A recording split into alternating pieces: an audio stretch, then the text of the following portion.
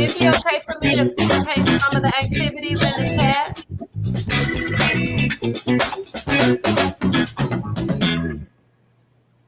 All right. We're live. Welcome to Taking Care of Business with attorney Chris Houston. Hello, Chris. How are you doing today? Hello, I'm fine. And you? I'm doing real well, enjoying this weather. Hope it stay like this for a little bit. What you got in the kitchen today?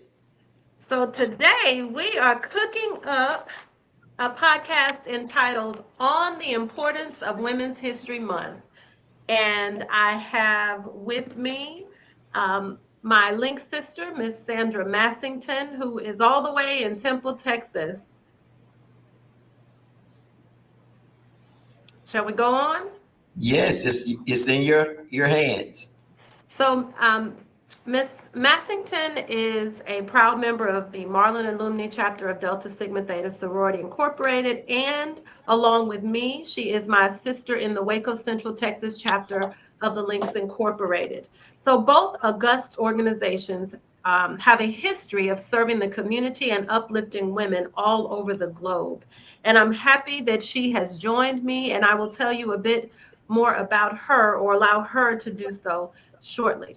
But for those of you who are new to the Taking Care of Business podcast, welcome. My name is Chris Houston. I am a native Houstonian, so Houston is from Houston, and I now reside in Waco, Texas. I am an attorney, legal educator, nonprofit executive director, and a public servant. And it is my distinct pleasure to host this podcast and bring you what I believe to be relevant and helpful information and updates on events and programs offered in the greater Waco and Central Texas area, some of which will be unique to Waco and McLennan County and surrounding cities and counties, and some of which will be relevant to people in other cities and states as well. Thank you, Pastor Stimson, for making this podcast possible and giving us this platform to serve our community. Ms. Sandra Massington is a retired registered nurse who worked as a psychiatric nurse for many years. Ms. Massington, would you please introduce yourself and say a little bit more about who you are and your professional and educational experience? Yes, I'm Sandra Massington, born and raised in Marlin, Texas, now live in Temple, Texas, and worked at Baylor Scott and White Hospital for 20 plus years. My field of psychiatry, I worked in that for 27 years, with 7 of that being in Houston, Texas. And I enjoyed psych from the moment I started working in it. I've been a nurse for 40 plus years, but so a long time as being a nurse, but psych was the field that I found the most enjoyable. And one thing that I've learned working in psychiatry was that Black patients did not get the same care as white patients, and especially Black females. I want to honestly say that I remember giving narcotics to probably 3 Black women my whole 20 years at Scott and White, because it was so limited as to what they would be treated with. But all these ladies had dental problems. You can open their mouths, see them suffering, and you would say, well, the doctor just wants you to have Tylenol. And so I knew that was not fair, but you have a job, you have to do it. I gave the medicine that was ordered, and they were still miserable. So I hated that part of the person thing. I wanted them to get the best psychiatric care in the world, and they were getting minimal care. And I saw that. You have to still be quiet sometimes in the workplace. I would see patients of other races ask for pain and get it immediately. So those kind of things bother me. I thought, we've got to make this a better field. We've got to speak up. We've got to do things. And I did speak up. I ended up quitting my job shortly after, retiring. I didn't just quit the job. I retired from it. I thought, this is enough of this. It was starting to bring me down mentally. And I thought, no, I want to step aside and allow other nurses to come in behind me. My mother was a nurse. My sister's a nurse. And my aunt's a nurse. So if I had any ideas of being anything other than a nurse, it was washed out by the time I left home and went to college. So it was, you're going to be a nurse and that's that. So, and I'm happy about the choice that I made. My mother enjoyed her career. My sister enjoyed hers. My aunt enjoyed hers. So it's a field that I was happy in until I started seeing things that were just not done correctly. And I'm going to tell you this is skipping over a little bit. When I was studying to give a speech at a church in Lott, Texas recently, and I ran across an article about tuberculosis and how Black nurses in New York, the New York City area, the New York State, found the way to treat tuberculosis effectively. Looking back over records, they cannot find a name of a single Black nurse that helped with this, but the white nurses wouldn't work there because it was too dangerous for them. And I read this article, and I know, well, I read it on the CNN's website, but it's part of the charting, but they had no names for it. No one can remember or credit any Black nurses. That they don't have any white nurses because they all left the hospital area because they were afraid for their lives with the TB virus out there. So it was, these nurses didn't get the recognition that they needed. And even today, we're still having problems getting recognition with problems that we're trying to solve. And it's important. I have not worked with Black History Month, I think that's what the term is, until now. I think Chris even let me know about it because I wasn't even aware of us having a Women's History Month. That's new to me. But when I read back over some of the Black women that have worked in the field that have had recognition, I am so impressed with them because they were setters. They set the trend for us being successful, us being recognized, and that type of behavior. So it makes me feel good to know that if you see a problem, speak up. Let somebody know that you're paying attention to it. They might not like what you write, they might not like what you say, but you're speaking the truth. So that's my part of enjoying being a psychiatric nurse, is to know that my patients got better care when I was there. And I always say, I was an advocate for my patients. There's not one patient that can say I did not advocate for them. Not just the Black males and females, but I advocated for all of my patients in nursing. I wouldn't sit back and let somebody suffer if I knew that they were not being treated fairly. Thank you. And one correction is in order. We are here speaking on the importance of Women's History Month. You said Black History Month, which was last month in February. March is Women's History Month. Yes. Pastor, there is an echo when Ms. Massington speaks. Do you all hear an echo when I'm speaking? I do. No, we don't. It could be her. It could be her mic. I can turn her mic down. Okay. If I continue to hear it, I will say something. But if you don't hear it on my end, I will proceed.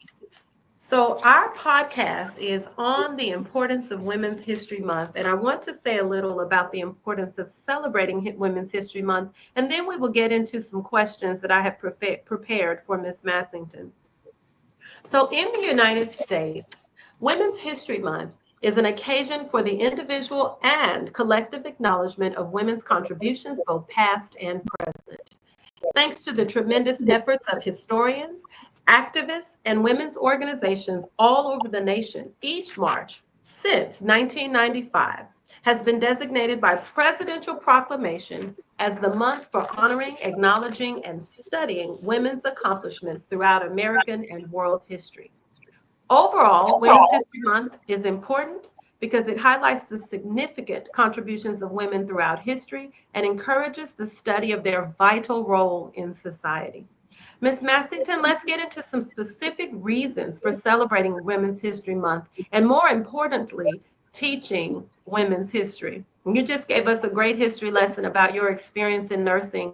Did not know that you had the Houston in common, but my grandmother, whom you met in one of our Links mental health awareness programs, was the first Black psychiatric nurse to integrate the VA hospital long ago. She will be 95 in a couple of weeks, so that was a long time ago. But we are doing great things, and we want to inspire other women to continue to do great things.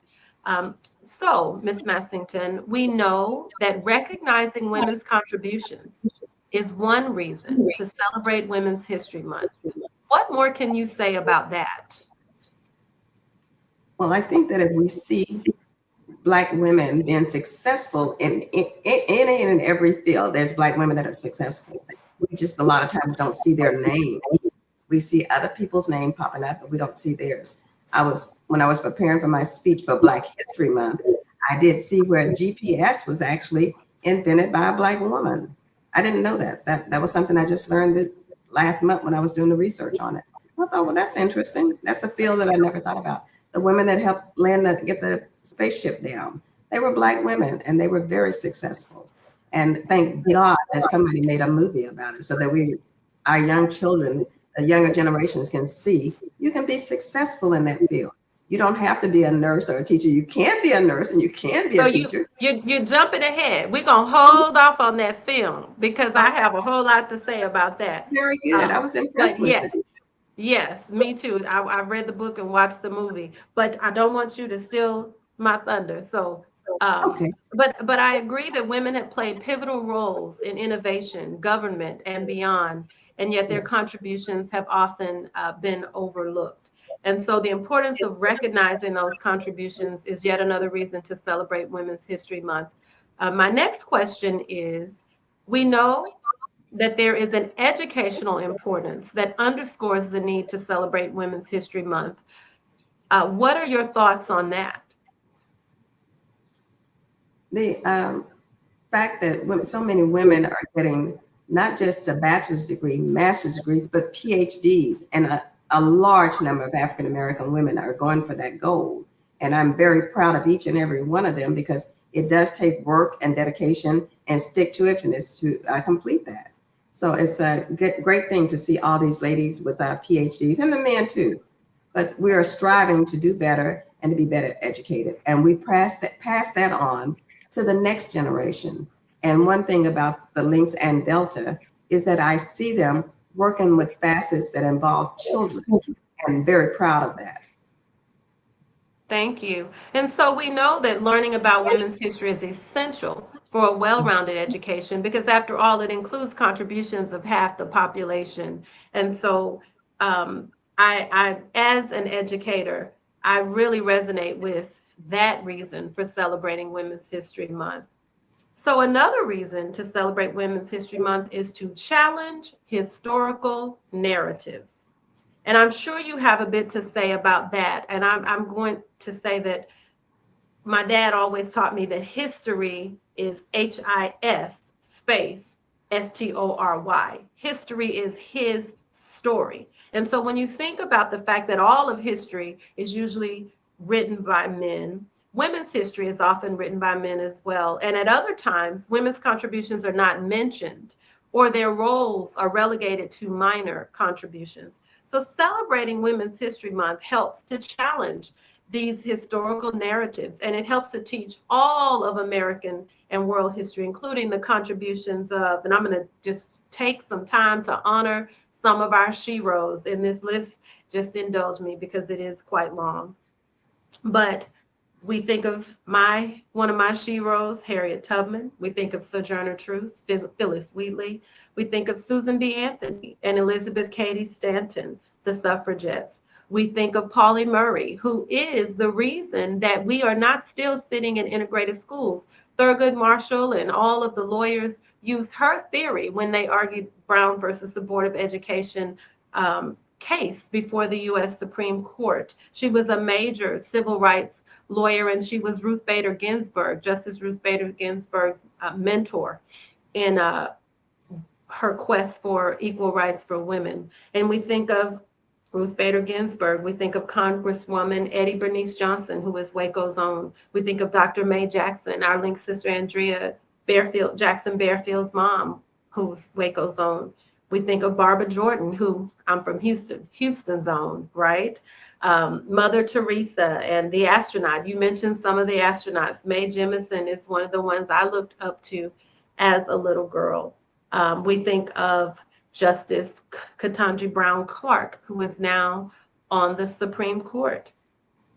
We think of Bessie Coleman. She was the first female pilot, had to go to France to be educated. We think of Amelia Earhart. We know she flew around the world. They lost her in the Bermuda Triangle. May she rest in peace. But she's one of the ones we look up to. One of the astronauts, Miss Sally Ride.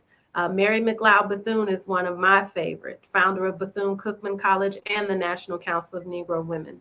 We look at the GOAT, Simone Biles. She is tearing it up on that gymnastics scene. And we look at Venus and Serena Williams, who are probably the GOATs in female tennis.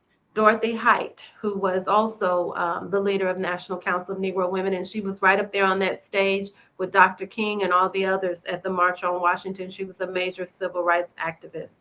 We look at Amanda Gorman, the poet laureate, Toni Morrison, Maya Angelou, Zora Neale Hurston, all of those Black female writers, Jane Austen, Virginia Woolf, and the list goes on. Women have, no doubt, made history and changed history, although we do not always get the opportunity to learn about them and the things that they've done. When you think of how Women's History Month celebrations allow us to challenge historical narratives, tell me what comes to mind for you. I just shared with you what comes to mind for me.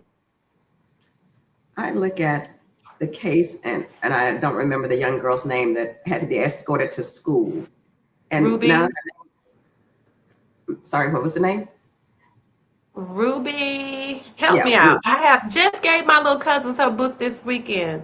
I gave a little part of my discussion for Black History Month. I brought up her name and said, this child at 6 or 7 years old had to be escorted. Ruby Bridges in New Orleans. Yeah, thank you. Had to be escorted to school. Our children should not have to be going through that. But she set the standards, and she's still alive, and she's still very active in Yes. human rights and things, and making sure that she didn't stop after she got the recognition. And I'm very proud of that because she's still very active in the field, Yes. trying to bring more and more of us into helping the next generation. She has did a lot for her part. She probably hasn't finished it yet, but she's a big impression on these young people. To see her being escorted to school by armed guards is enough to break your heart. It really is. Integrate the schools in New Orleans.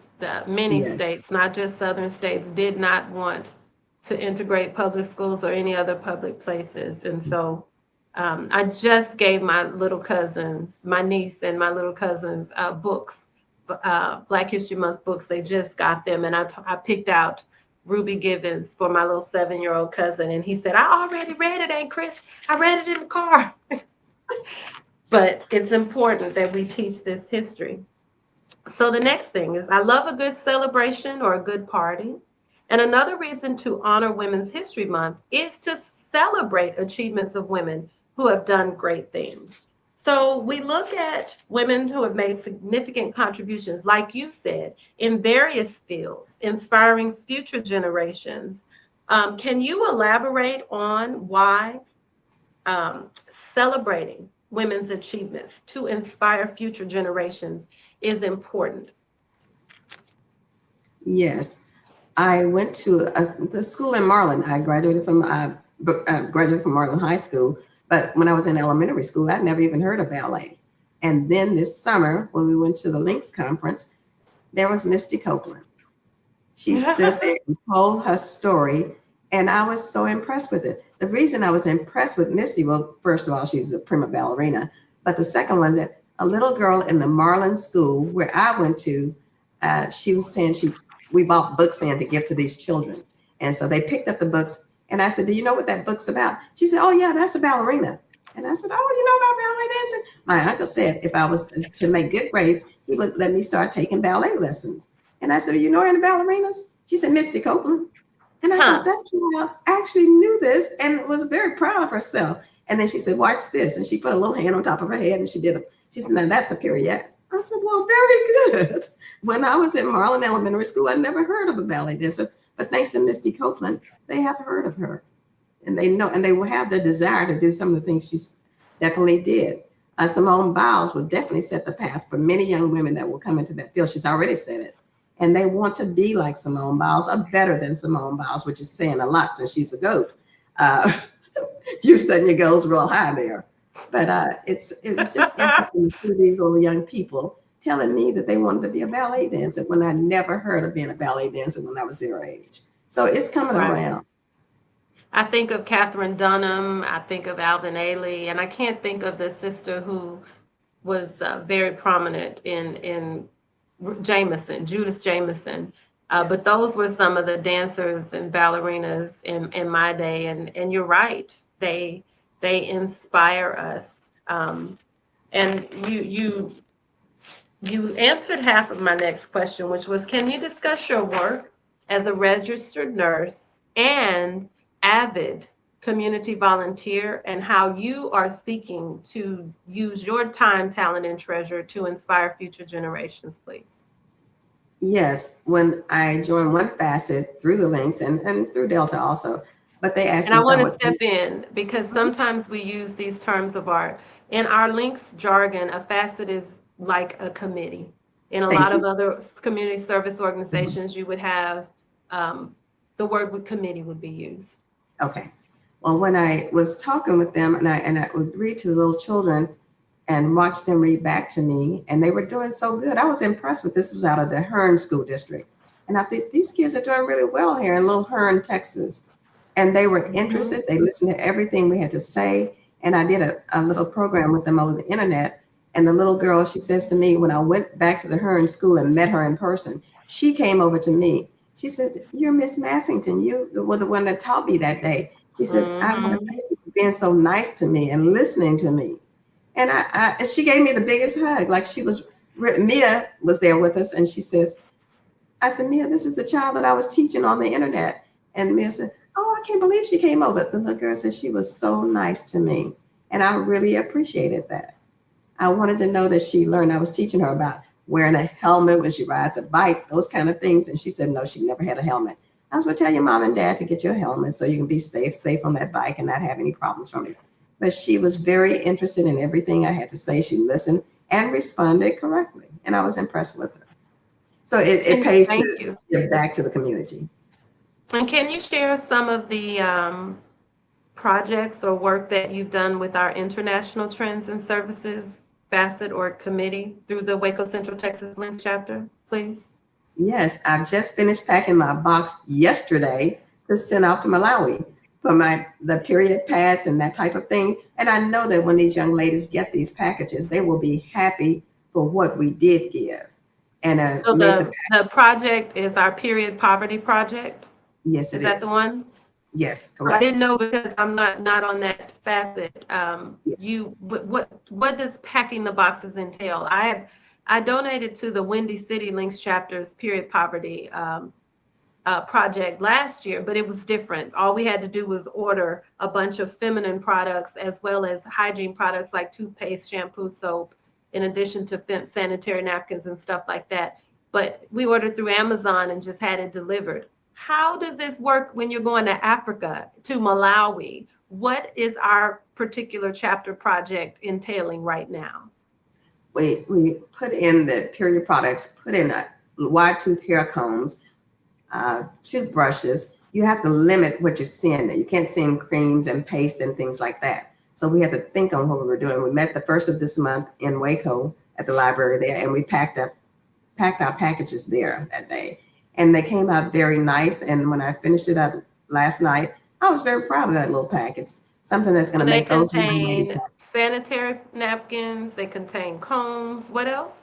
Toothbrush, and there was something else, Chris, I'm going to think of it in a second. But at any rate, it was a very nice little pack but we had to limit trying to send anything that might spill or ooze out into the packages. Melt These young or ladies will be happy to get the packs that we're sending them. I know they will.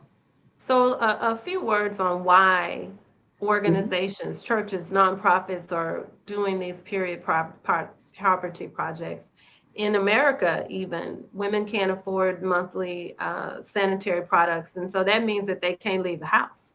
So in countries like Africa, schoolgirls, women who are now working cannot do a thing for a whole week every month because they don't have sanitary products. And Mhm. American women probably are thinking, what? That's a Yes. thing? Because we can get name brand and or generic products Mhm. that we need. And it's just been a very, very long time since we knew of a thing where you were actually confined to your house because when you have your monthly menstrual cycle, you don't have any products to use, and so you just have to get out of the way, stay out of sight and out of mind. But that's the importance of those period poverty projects. Yes. And these girls miss 1 week of school on an average every month. So the Or time when work. the boys are going 4 weeks a month, they're going 3 weeks a month. And that's the average for them. And that week that they miss out on their education and learning anything new. They have to come back always behind the boys. So, and it's a hard thing. So if they are able to get the period products and go to school 4 weeks out of the month, then that means that they will come out of school smarter. They don't have to worry about dropping out of that type of thing. Thank you. Thank you for that work. I'm so glad to see it moving forward. So, during Women's History Month, we also have another reason to celebrate, and that is that we can educate about historical barriers faced by women. So I know that we educate the public about the systemic barriers, such as some of the ones that you mentioned, um, poverty and gender discrimination and other forms of discrimination that have prevented women from receiving the recognition they deserve or even the opportunities they deserve. And it's only through this education that we can avoid allowing such barriers to persist, and that we can overcome these barriers by doing things differently and creating support for everyone who has talent and can advance with the proper support. We really have to work hard to ensure that everyone has what they need to thrive in this society. We know that the cure for cancer might be hiding in the mind of a young girl in the ghetto of East Waco or Harlem or a remote village in Africa or South America. And I'm speaking hypothetically, but you get my drift. Genius is in everyone, regardless of gender, including women and girls. So, why is the work of educating about historical barriers that have been faced by women during Women's History Month important in your opinion?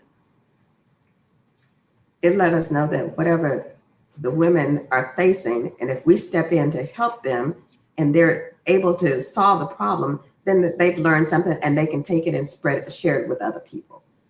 Yeah. And Chris, you and I think watched the same movie where the Deltas and the Lynx came in to free this young lady that went to prison for like 10 years. Was The never, Kimber never Smith story. Thank you. That was a great story. I was happy that one of my friends told me, you have to watch this movie. And then at the end, you see that the Deltas and the Lynx stepped in to get her after 10 years in prison for something that she did not do. She was not guilty of it. Her parents were Well, both educators. well, she did do some things. Kimber Smith went to my undergrad, and we every okay. Hamptonian learns that story. But Okay. what? So she was dating this Jamaican who was a Yes. drug dealer, Mhm. and whatever she did by force and under duress. They had a child together, and I think she felt trapped in that relationship. But she was being physically abused and forced to be a mule, to carry drugs and sell Yes, drugs. you're correct on And that part. he left America, so they made her the scapegoat, and they gave her the time that he should have gotten. And she was languishing in prison. She Um, was. Had a and really nice every parent. Hampton University student learns that story Yes. She was helping him, which she shouldn't have. She should have been able to walk away from him. under So she, duress by mhm. force. But it was nice when our Black women stepped in to help her and did get her out of there. To And now she advocate. does speaking engagements to help other people recognize when you're in trouble like that, don't just continue with it. Speak up. And I think she went back and got her degree and a Yes. lot of things. And I think you raise good points. So I think when you think about educating about historical barriers that we face, it reminds us why we should never go back to the era that I grew up in, that you grew up in, and that my parents and grandparents grew up in, when it was often believed in some families and communities that sending girls to school or even college was a waste of money, since they would only grow up to be mothers and wives, or that girls should be taught that they could only be secretaries, teachers, nurses, and social workers if they did enter the workforce at all. And these barriers to women's achievement and advancement do not have to exist ever again. And I hear a lot of women, including those in my family, that said, my aunt, whom you met, who's your sorority sister, said, I wanted to be an accountant or a veterinarian, but my high school counselor told me only boys did that. So she went and majored in psychology and tried to be a social worker. It wasn't what she wanted to do, but that's how she was counseled. And celebrating Women's History Month reminds society that women make a difference in this world and should be allowed to shine. And you talked about all the ways in which you've been able to shine and the ways in which you have given back to our community and been a role model, and the ways that you're still giving back to our community. And I think just the sight of you, when people see you in this space, people like me, we have something to aspire to, and we know that that if they can achieve and they can have a solid career, so can I. The next point is related to the prior point. I think in celebrating Women's History Month, we can also inspire change. We talked about the barriers that we face. So what do we do about them? Do we continue to be stifled, or do we fight for progress and change? So to represent our Links chapter and the Harvard Alumni Association Early College Awareness Program, I will be speaking on Dress for Success skills at the City of Waco Parks and Recreation Department's Girls Conference on April 12th. And this is a conference that our Links chapter supports in an ongoing manner. And last year I spoke on professional etiquette and building your brand. And I took my 14-year-old niece to participate in the entire conference. We had a ball and we learned so much. And those young ladies were a sheer delight. I was as enriched as they were by the experience. And I believe in the motto, if you can see it, you can be it. So when we think about inspiring change, what are some other ways that we can use Women's History Month and celebrations to inspire change in youth and adult women? I would think that we can inspire change by saying Ketanji Brown Jackson was the first Black woman on the Supreme Court. There will be others to follow her. We just have to be patient, but others will follow her. It could be you, your niece. It could be your little niece that is just very impressive with her poetry writing and speaking self. But I look at that and I said, this child, these young people can grow up to be on the Supreme Court. When I was a child, I didn't have a clue that we could actually be on the Supreme Court or anything. But somebody taught Ketanji, and I guess it was her father who was an attorney, I believe. And so she knew that was a possibility, and she tried for it, and she achieved it. So now the other Black females that come along behind her will know it's possible. It can be done. Thank you. Thank you. And when we think about inspiring change for the future, we want people to dream big and to know that those things are possible. We need to be role models and mentors. I think that's some of the things that we do in the Links. I don't think we have a mentorship program, but we do seek to model professionalism and things like that in our organization. Heroes are equally inspiring, especially when a young girl or woman knows no one who has achieved that dream or goal that they have in their hearts. So for example, I'm sure that Harriet Tubman, who became known as the Black Moses, was inspired by Moses. I'm sure that Mary McLeod Bethune, founder of Bethune-Cookman College and the National Council of Negro Women, inspired many youngsters to aspire to achieve an education on the heels of slavery and to fight for their rights. Dorothy Height succeeded her, Mary McLeod Bethune, as the head of National Council of Negro Women, and broke barriers even in the Young Women's Christian Association, with her as the first Black female social worker. And when you think about how women have been inspiring greatness for ages, and we will continue to do that as well, I think that Women's History Month is just another way to showcase what we have done in a deliberate manner so that we can inspire change. There was a time when women weren't seeking in large numbers to be doctors or astronauts, like you said, or scientists or a number, lawyers even, right? And so we are inspiring change. We are also empowering women by celebrating Women's History Month. We know that there are still a lot of fields that are male dominated. We know that there are still a lot of places in the world where, girls are not allowed to pursue education or even a career. And so we must continue to empower women to see their potential and to aspire to greater heights, knowing that their contributions will be valued and recognized. And that entails teaching women and young girls what others who have gone before them have been able to achieve, and providing them with the education, mentorship, guidance, and support that they need to achieve their goals and dreams. We seek to do these things through our service work with the Waco, with our Waco Central Texas Links chapter. You also do that work with your sorority Delta Sigma Theta and in other ways. What are some of the things that you've done specifically to empower women and girls? Oh, one thing that we've talked about in Delta is having children learn about finances so that they're aware that they can be saving now for whatever goals they have. If they want to go to college, they don't have to spend every nickel that they comes through their hot little fingers on Sonic burgers or that type of thing. Think about saving Right. some money and for your education, because in the Right. long run, the education will pay off. We have one young lady that's from Marlin, Texas, and she went to Spelman, and then from Spelman, I can't remember the other name. Now she's a professor at Ohio State University. She says she never paid one penny for her education because she worked hard to get to where she was, to keep her grades up. And it's just a wonderful story to hear her tell that she sacrificed to get to where she wanted to be in life. Yes, yes, that is amazing, amazing. This month, I also volunteered for the second year with Waco ISD's 2025 Women's Empowerment Summit.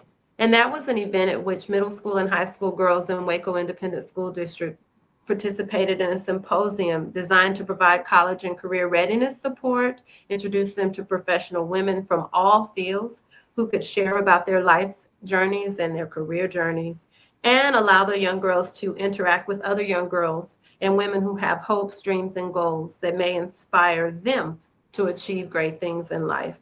And they asked me to speak on women in the business world. And so my topic was business, brilliance, and boldness, empowering women to become business leaders with the caveat and to succeed in the workforce. And so I encouraged the young girls to take certain steps to cultivate certain skills so that they could succeed in the business world and the workforce. And we talked about famous women who have succeeded, covering one of my heroes, Madam C.J. Walker, and many more women who have done great things, extraordinary things, as a matter of fact. And I told them our superpower is bravery, boldness, and brilliance. When I think of the law, which is my field, still male dominated. So you got to be brave, you got to be bold, and brilliance just kind of comes with it. It's one of those fields that you're challenged every day. And so in my closing remarks, I told them that those were our superpowers. And I received really positive feedback. But more than anything, I was so delighted that I was able to be a champion for allowing women to have the opportunity to thrive and to shine and to empower them. And I think we cannot lose sight of that African proverb that says, each one reach one. And there's another one that I like about as much as that one, and it says, lift as we climb. To me, that lifting as we climb is the epitome of empowerment. Yes. It is bringing someone else up as you have been blessed to climb and to elevate yourself. And I think they also did, I know for a fact, Waco ISD also did a men's empowerment summit, and the focus was STEM. I hope that they will do STEM for the young girls too, because that is definitely a field where women are still underrepresented. So I think a few other questions come to mind, but those are some of the reasons that come to my mind when I think, why do we celebrate Women's History Month, and why is it important that organizations like ours, all girl organizations like the Waco Central Texas chapter of the Lynx and your sorority Delta Sigma Theta, why should we lend our voice to the celebrations and the education that comes along with honoring Women's History Month? So now the part where I asked you to pause earlier. Several movies come to mind when I think of women's history. Hidden Figures, that's the one that you were referencing. I don't know if you saw the recently released movie 6888 about the women who were in World War II. I did. You did. Excellent movie. It was so inspiring, so empowering. And Shirley, which was about Shirley Chisholm. Yes. And then I don't know if you saw Radioactive. Did you see the one about Marie Curie? No, I did not see that one.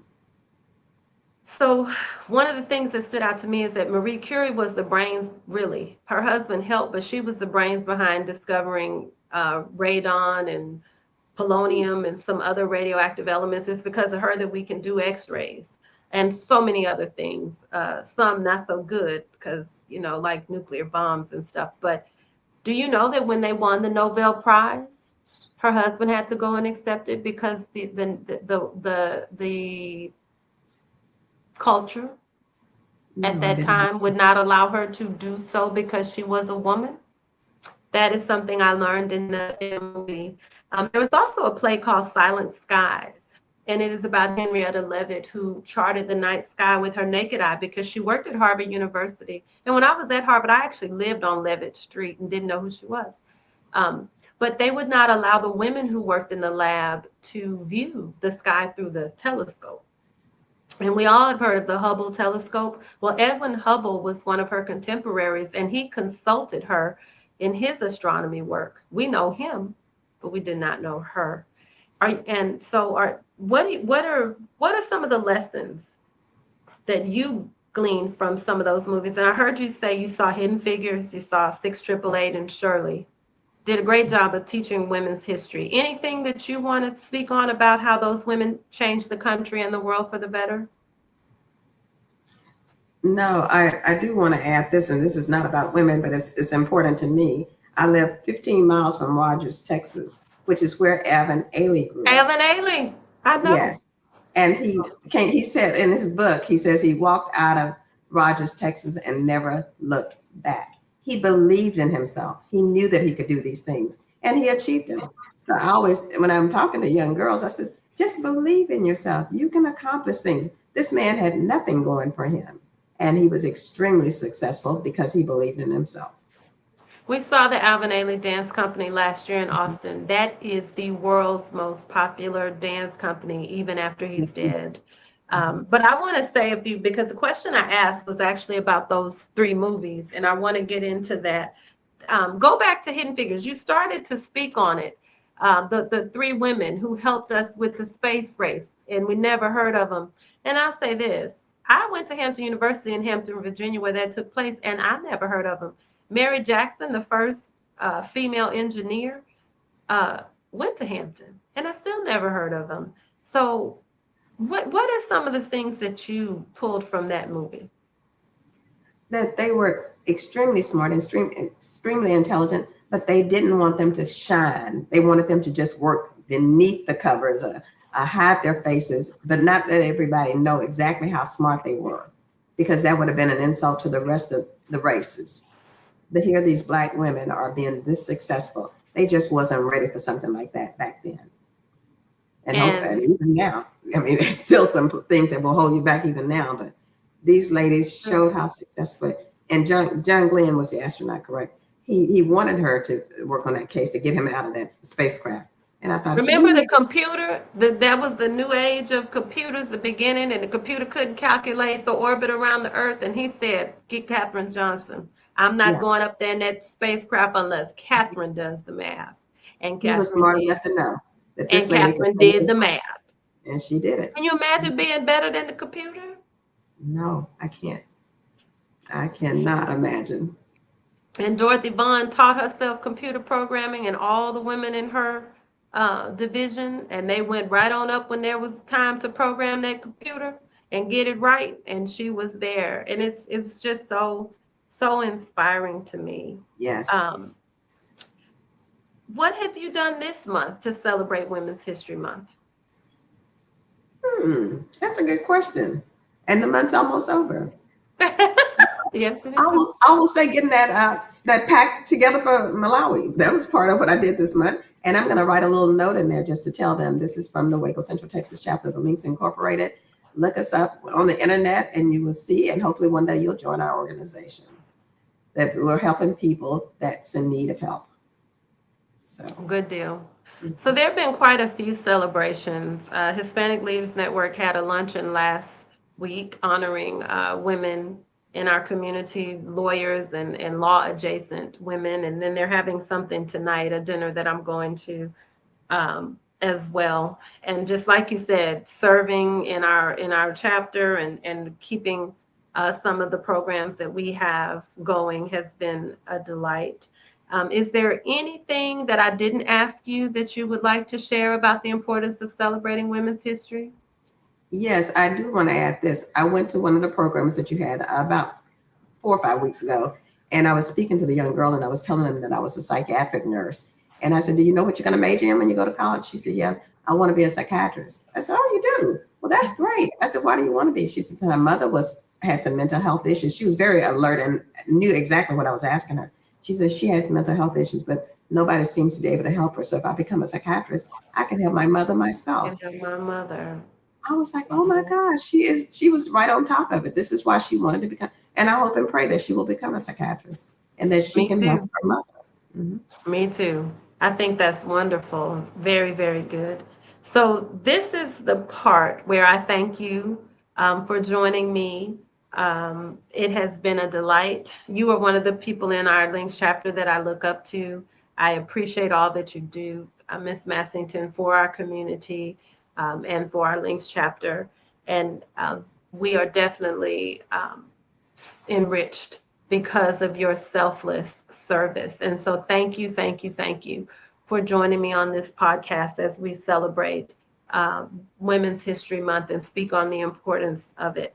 So this is where we do some housekeeping. I promised that I would bring information on resources and learning opportunities that are available to the community. And so Pastor Stimson may have to allow me an opportunity to send in writing this information so that it can be posted when the podcast airs, so that it can be posted online. But I do want to give some information about quite a bit of things that are going on in the community. So this Saturday on March 29th, the organization that I work for and two others, McLennan Community Investment Fund, the Central Texas Hispanic Chamber of Commerce, and the McLennan Small Business Development Center will be hosting a small business resource fair. It will be free. It will be from 10 a.m. to 2 p.m. at MCC's Conference Center. If you own a small business, if you're thinking about running a small business, please come out. We will have all sorts of resources available to you. Banks, accountants, lawyers, marketing experts, chambers of commerce, all sorts of resources available to you. Our Waco Central Texas Links chapter has quite a bit coming up. First and foremost, if you or anyone you know is a high school senior, our annual scholarship applications are being accepted. We do give a scholarship to high school seniors every year, and the applications are due March 28th. At 11:59 p.m. Central Standard Time. The application is an online application, and you can contact me, Chris Houston, and I will leave my information, but my information in the written details that I provide. This Saturday, March 29th, our chapter is also partnering with others in the Central Texas area on the Arts and Chats event at 11 a.m. This is a TED-like speaking competition for youth, and all are welcome to attend. Tickets are $10 at kzamore.com. It's at the Killeen Arts and Activities Center. And we encourage you to bring your kids and come out to attend. On Monday, April 7th, from 7:15 to 9 p.m., our Links chapter will host a youth mental health awareness program at Mentor Waco. And then on Tuesday, April 8th, we are partnering with the Heart of Texas Behavioral Health Network on their Gang Awareness Prevention and Safety Program, which is called GAPS for short. And that will be Tuesday, April 8th from 5:30 to 7:30 p.m. at the Waco Multipurpose Building on Elm Avenue. It is a free event and it is open to the public. Dinner will be served. And then on Saturday, April 12th, our Links chapter is partnering with City of Waco Parks and Recreation Department for their Girls Conference. It will be from 9 a.m. to 1 p.m. It is free and open to the public, and it will be at the Doris Miller Community Center. On Saturday, April 19th, we partner with the City of Waco Parks and Recreation Department for their Boys Conference. Same time, 9 a.m. to 1, free and open to the public, and also at the Doris Miller Community Center on Elm Avenue. And that's April 19th. On Saturday, May 24th, from 1:30 to 5 p.m., our Waco Central Texas Links chapter will host its 50th anniversary gala. It will be at the Cambria Hotel, and tickets are on sale now. You can go to wacolinks.org to find out more information about how to contact us to buy tickets. This is our fundraiser, and it will help to support the community service events that we do including a partnership with the National Socks for Seniors program. Many seniors in nursing homes are without socks. And as you know, circulation issues can cause them to have cold feet and really need socks. And so this is something that our chapter is doing. And apart from that, or in addition to that, I should say, the proceeds will fund our 5 committee work in our 5 committees, such as the mental health awareness work that we are talking about here today through our Health and Human Services Committee. We also have a Services to Youth Committee. They do literacy programming, STEM programming, and some other things. Link Massington mentioned our International Trends and Services Committee, which is doing the Period Poverty Project in Malawi, Africa.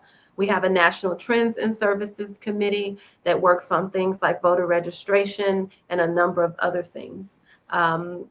And we have an arts committee that sponsors a Family and Faith International Film Festival and a number of other things like this Arts and Chats event on March 29th.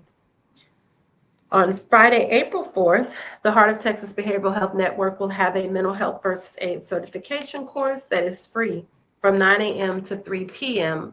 and it is at their Imperial Drive location. On Saturday, April 12th, the Baylor Scott and White Hillcrest organization, through one of our Link sisters, Tashana Morgan, will host another free mental health first aid certification course from 10 a.m. to 4. And that one will be in Killeen at the Anderson Chapel Youth Center. And then our Lone Star chapter of the Links Incorporated would like for us to thank everybody and acknowledge everyone who participated in our 2025 Black Family Wellness Expo in Killeen. This was 5 Links chapters. It was Town Lake, Austin, Lone Star, and Waco Central, Texas, and I may have missed one.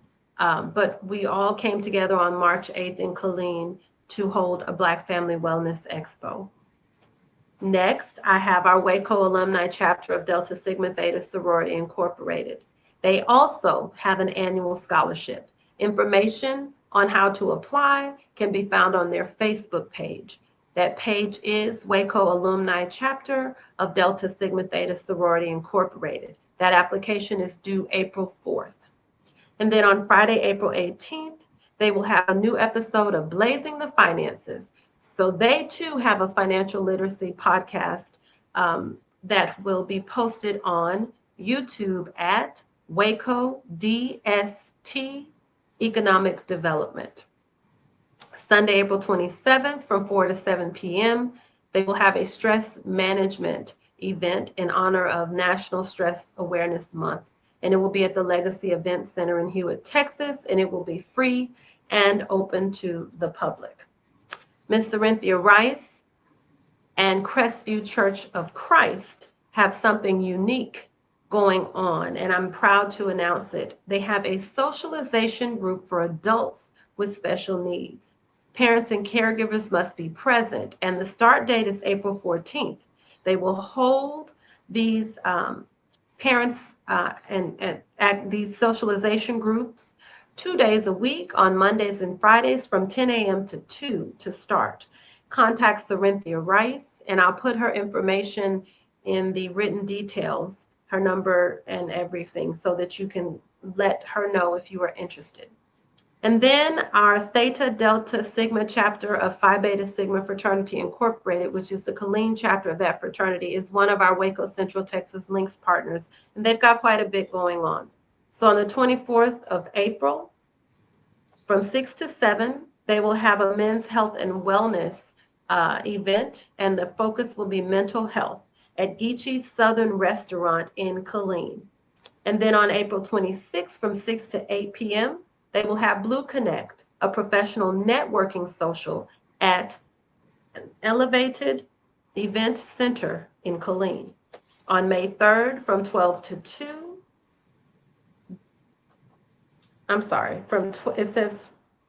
it starts at 12 p.m., but they will have their Relay for Life, and it will be in Belton.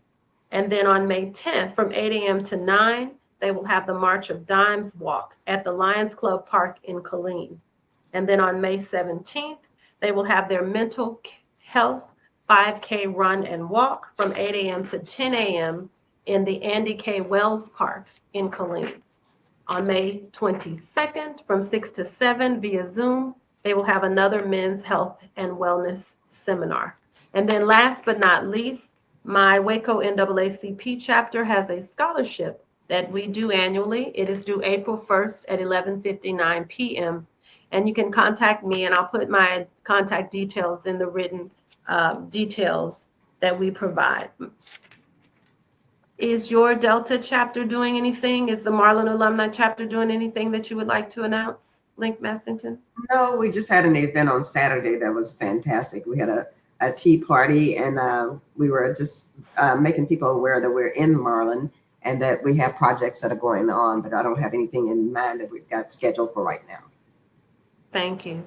Well, thank you for joining us. And Pastor Stimpson, thank you for the opportunity to host this podcast. Thank you all for listening. And we will see you next time with Taking Care of Business. My name is Chris Houston, and I hope that we provided you with some useful information on why Women's History Month celebrations are important. Thank you, and bye-bye. Bye-bye.